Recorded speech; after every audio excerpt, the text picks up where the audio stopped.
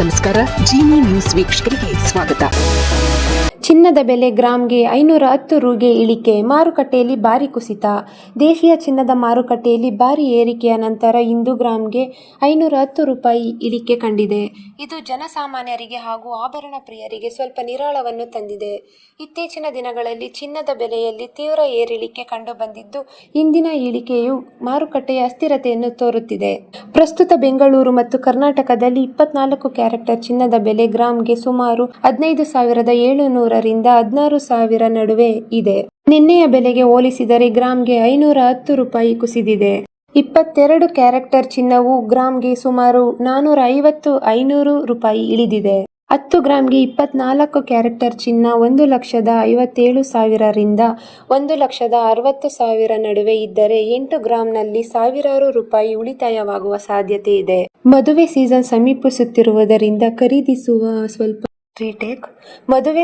ಸಮೀಪಿಸುತ್ತಿರುವುದರಿಂದ ಖರೀದಿಯು ಸ್ವಲ್ಪ ಹೆಚ್ಚಳವಾಗಬಹುದು ಎಂದು ಅವರು ನಿರೀಕ್ಷಿಸುತ್ತಿದ್ದಾರೆ.